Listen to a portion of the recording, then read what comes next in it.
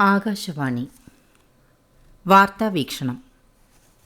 സാമ്രാജ്യം വിസ്തൃതമാക്കാനൊരുങ്ങി Donald Trump.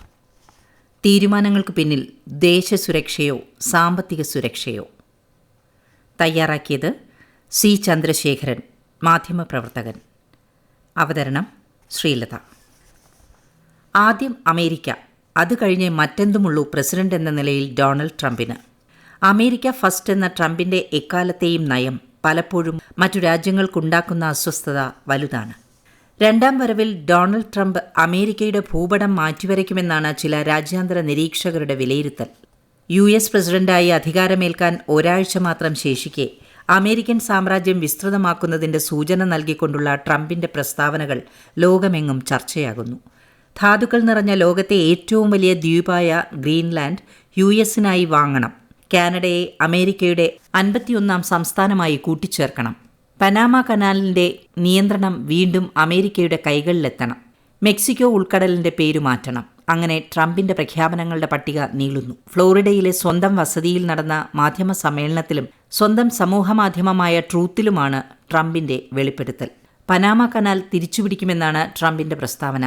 Canal വഴിയുള്ള ചരക്കു നീക്കത്തിന് US ഉടമസ്ഥതയിലുള്ള കപ്പലുകളിൽ നിന്ന് പനാമ സർക്കാർ വൻ നിരക്ക് ഈടാക്കുന്നതാണ് അമേരിക്കയെ ചൊടിപ്പിക്കുന്നത്. ന്യായമായ നിരക്കിൽ കൈകാര്യം ചെയ്യാനാകുന്നില്ലെങ്കിൽ കനാലിന്റെ സഖ്യകക്ഷി കൂടിയായ US-ന് കൈമാറേണ്ടി വരുമെന്നാണ് ട്രംപ് പറഞ്ഞത്. എന്നാൽ കപ്പൽ പാതയുടെ സുരക്ഷാ നിയന്ത്രണം ചൈനീസ് സൈനികരെ അനുവദിച്ചതാണ് ട്രംപിനെയും അമേരിക്കൻ അധികൃതരെയും രോഷാകുലരാക്കുന്നത്.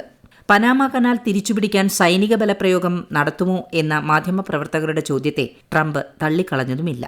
പസഫിക്കിനെയും അറ്റ്ലാന്റിക് സമുദ്രങ്ങളെയും ബന്ധിപ്പിക്കുന്ന പനാമ കനാലിലൂടെയാണ് ആഗോള വ്യാപാരത്തിന്റെ നല്ലൊരു ശതമാനവും നടക്കുന്നത്. ഇതുതന്നെയാണ് കനാലിനോടുള്ള ട്രംപിന്റെ താൽപര്യത്തിന് കാരണവും. ഫ്രഞ്ചുകാർ നിർമ്മാണം തുടങ്ങിവെച്ച കനാൽ മനുഷ്യചരിത്രത്തിലെ ഏറ്റവും വലിയ എഞ്ചിനീയറിംഗ് വിസ്മയമാക്കി മാറ്റി ഇന്നത്തെ നിലയിലെത്തിച്ചത് അമേരിക്കയാണ്. അതിനിടെ ഗൾഫ് ഓഫ് മെക്സിക്കോയുടെ പേരുമാറ്റി ഗൾഫ് ഓഫ് അമേരിക്ക എന്നാക്കി മാറ്റണമെന്നാണ് ട്രംപിന്റെ മറ്റൊരാവശ്യം. ട്രംപിന്റെ ആവശ്യത്തിനെതിരെ രംഗത്തെത്തിയ Mexican president Claudia Sheinbaum north അമേരിക്കയെ മെക്സിക്കൻ അമേരിക്ക എന്നാക്കുന്നതല്ലേ ഉചിതം എന്ന് പറഞ്ഞ് തിരിച്ചടിക്കുകയായിരുന്നു. അതേസമയം എന്തുകൊണ്ടാണ് ഗ്രീൻലാൻഡ് ട്രംപിനെ മോഹിപ്പിക്കുന്നു എന്ന ചോദ്യത്തിനുത്തരമായി നിരീക്ഷകർ 2 കാരണങ്ങളാണ് മുന്നോട്ട് വയ്ക്കുന്നത്. ഗ്രീൻലാൻഡ് സ്വന്തമാക്കേണ്ടത് ഭാവി അമേരിക്കയുടെ സാമ്പത്തിക സുരക്ഷയ്ക്ക് അത്യാവശ്യമാണെന്നുള്ളതാണ് ഒന്നാമത്തെ കാര്യം. രണ്ടാമത്തേത് ദേശസുരക്ഷയാണ്.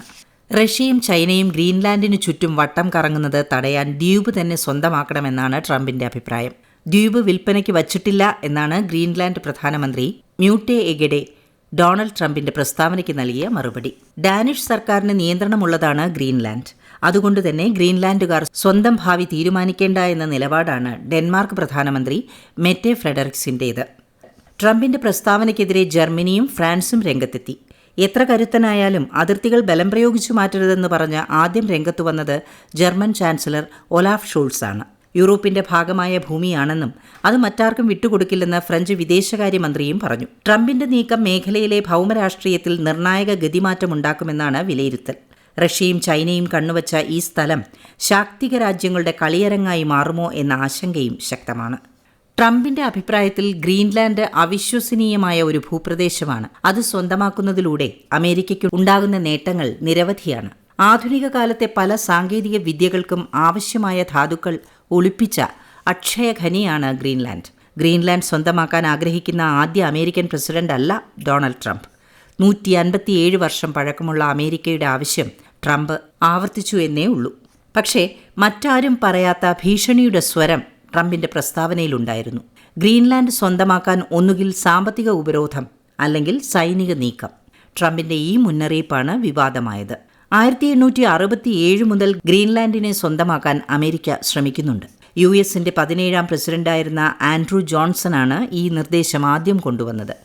റഷ്യയിൽ നിന്ന് ചുളുവിലയ്ക്ക് അലാസ്ക വാങ്ങിയതിനു തൊട്ടു പിന്നാലെയാണ് ആൻഡ്രൂ ജോൺസൺ ഗ്രീൻലാൻഡിന് വില പറഞ്ഞത്. പക്ഷേ ആൻഡ്രൂ ജോൺസന്റെ ആ ശ്രമം നടന്നില്ല. 1946-ൽ US പ്രസിഡന്റായിരുന്ന ഹാരി ട്രൂമാൻ $100 മില്യൺ ഗ്രീൻലാൻഡ് വാങ്ങാൻ ഡെൻമാർക്കിനു മുന്നിൽ വച്ച മോഹവില. ഇന്നത്തെ മൂല്യമനുസരിച്ച് അത് 10,000 കോടി രൂപയിൽ കൂടുതൽ വരും. സൈനിക ആവശ്യത്തിനായി അതീവ രഹസ്യമായി നടന്ന നീക്കം ഡെൻമാർക്കിന്റെ ശക്തമായ എതിർപ്പിനെ തുടർന്ന് നിർത്തിവെക്കേണ്ടി വന്നു. 1991-ലാണ് ഈ വിവരം പുറത്തുവരുന്നത്. എന്നാൽ 1951-ൽ ഗ്രീൻലാൻഡുമായി പ്രതിരോധ കരാറിൽ ഒപ്പുവയ്ക്കുന്നതിൽ അമേരിക്ക വിജയിച്ചു. കരാർ അനുസരിച്ച് ഗ്രീൻലാൻഡിലെ ബീഡുഫിക്കിൽ അമേരിക്കയ്ക്ക് സൈനിക വ്യോമത്താവളവുമുണ്ട്. ഭൂമിയുടെ വടക്കേ അറ്റത്തെ US സേനാത്താവളമാണിത്. മിസൈൽ മുന്നറിയിപ്പ് സംവിധാനം പ്രവർത്തിക്കുന്ന ഇവിടെ 700ഓളം US സൈനികർ സദാ ജാഗ്രതയിലാണ്. റഷ്യയ്ക്കും അമേരിക്കയ്ക്കും മധ്യത്തിലാണ് ബീഡുഫിക് താവളം എന്നതിനാൽ തന്ത്രപ്രധാനമാണ് ഇവിടം. ഭൗമരാഷ്ട്രീയത്തിൽ തന്ത്രപ്രധാനമായ സ്ഥാനമുള്ള ഗ്രീൻലാൻഡ് ആർട്ടിക് വടക്കേ അറ്റ്ലാന്റിക് സമുദ്രത്തിന് നടുവിലാണ് സ്ഥിതി ചെയ്യുന്നത്. വടക്കേ അമേരിക്കൻ ഭൂഖണ്ഡത്തിന്റെ ഭാഗമാണ്. എന്നാൽ സാംസ്കാരിക, രാഷ്ട്രീയ, വ്യാപാര ബന്ധങ്ങളെല്ലാം യൂറോപ്പുമായാണ്.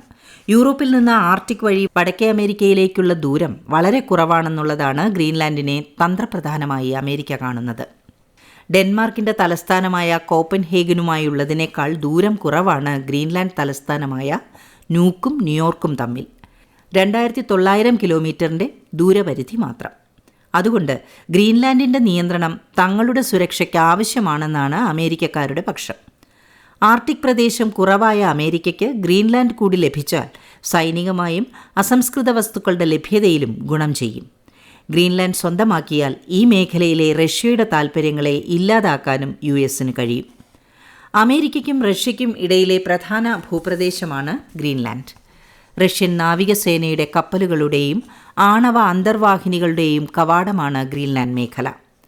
റഷ്യയിൽ നിന്ന് ഒരാക്രമണമുണ്ടായാൽ പെട്ടെന്ന് പ്രത്യാക്രമണം നടത്താൻ സൗകര്യമുള്ള ഭൂപ്രദേശമെന്നതും അമേരിക്കയ്ക്ക് തന്ത്രപ്രധാനമാണ്. ഗ്രീൻലാൻഡ്, ഐസ്ലാൻഡ്, ബ്രിട്ടൻ ഗ്യാപ്പ് എന്ന് വിളിക്കുന്ന തന്ത്രപ്രധാന സമുദ്രയാന മേഖലയുടെ ഭാഗമാണ് ഇവിടം. അറ്റ്ലാന്റിക് പസഫിക് സമുദ്രങ്ങളെ ബന്ധിപ്പിച്ച് ആർട്ടിക്കിലൂടെയുള്ള സമുദ്രപാതയായ നോർത്ത് പാസേജ് കടന്നുപോകുന്നത് ഗ്രീൻലാൻഡിലൂടെയാണ്. അടുത്തിടെ ഗ്രീൻലാൻഡ് വിദേശമന്ത്രിയുടെ നേതൃത്വത്തിലുള്ള പ്രതിനിധി സംഘം ചൈന സന്ദർശിച്ചതും അമേരിക്കയെ അസ്വസ്ഥമാക്കുന്നുണ്ട്. റെയർ എർത്ത് മിനറലുകളിൽ ആധിപത്യമുള്ള ചൈനയുടെ നീക്കം അമേരിക്ക മനസ്സിലാക്കുന്നു. ധാതു നിക്ഷേപത്തിൽ മുന്നിലുള്ള ചൈനയുടെ കുത്തക തകർക്കുക എന്ന ലക്ഷ്യവും ട്രംപിനുണ്ട്. അതാണ് വില കൊടുത്തോ സൈനിക നീക്കത്തിലൂടെയോ ഗ്രീൻലാൻഡ് സ്വന്തമാക്കാൻ അമേരിക്കയും ട്രംപും ശ്രമിക്കുന്നത്. മഞ്ഞിൻ്റെ കനത്ത ആവരണത്തിനടിയിൽ കിടക്കുന്ന ഗ്രീൻലാൻഡിൻ്റെ ധാതു സമൃദ്ധി കാര്യമായി ചൂഷണം ചെയ്യപ്പെട്ടിട്ടില്ല. ഭൂമിക്ക് ഭീഷണിയായി ഗ്രീൻലാൻഡിൻ്റെ മഞ്ഞുരുകുന്നുണ്ടെങ്കിലും അമേരിക്കയുടെയും ചൈനയുടെയും ലാഭക്കണ്ണ് അവിടുത്തെ മണ്ണിനടിയിലെ ധാതു നിക്ഷേപത്തിലാണ്. ഭാവിയുടെ നിർണായക അസംസ്കൃത വസ്തുക്കൾ എന്ന് 2023 യൂറോപ്യൻ കമ്മീഷൻ കണക്കാക്കിയ 34 ധാതുക്കളിൽ 25 എണ്ണവും ഗ്രീൻലാൻഡിൽ കണ്ടെത്തിയിട്ടുള്ളതാണ്. ഗ്രാഫൈറ്റ്, ലിഥിയം തുടങ്ങിയ പടക്കോപ്പുകളുടെ നിർമ്മാണത്തിന് ആവശ്യമായ ധാതുക്കളും ഇലക്ട്രിക് വാഹനങ്ങൾക്കും കാറ്റ് ഉപയോഗിച്ച് വൈദ്യുതി ഉൽപ്പാദിപ്പിക്കുന്ന ടർബൈനുകൾക്കാവശ്യമായ ധാതുക്കളും കൊണ്ട് സമ്പന്നമായ ഭൂപ്രദേശമാണ് ഗ്രീൻലാൻഡ്. ലോകത്തിലെ ഏറ്റവും വലിയ ദ്വീപായ ഗ്രീൻലാൻഡ് പേരിൽ മാത്രമേ പച്ചപ്പുള്ളൂ. 80% പ്രദേശവും മഞ്ഞിൽ മൂടപ്പെട്ടതാണ്. 600 വർഷത്തിലേറെ കാലമായി ഗ്രീൻലാൻഡ് ഡെൻമാർക്കിൻ്റെ നിയന്ത്രണത്തിലാണ്. ഡെൻമാർക്ക് നാറ്റോയുടെ ഭാഗമായതിനാൽ സ്വാഭാവികമായും ഗ്രീൻലാൻഡും അതിൻ്റെ ഭാഗമാണ്. പക്ഷേ യൂറോപ്യൻ യൂണിയൻ്റെ ഭാഗമല്ല താനും.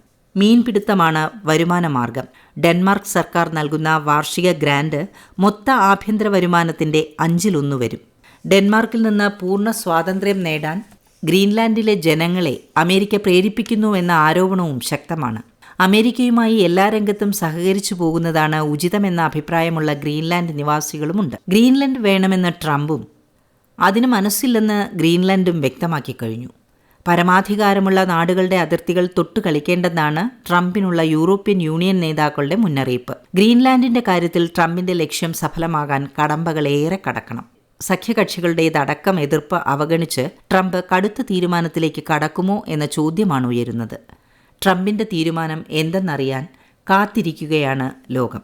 നിങ്ങൾ കേട്ടത് വാർത്താ വീക്ഷണം. സാമ്രാജ്യം വിസ്തൃതമാക്കാനൊരുങ്ങി ഡൊണാൾഡ് ട്രംപ്.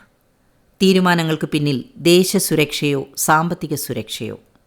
തയ്യാറാക്കിയത് C. ചന്ദ്രശേഖരൻ, മാധ്യമപ്രവർത്തകൻ.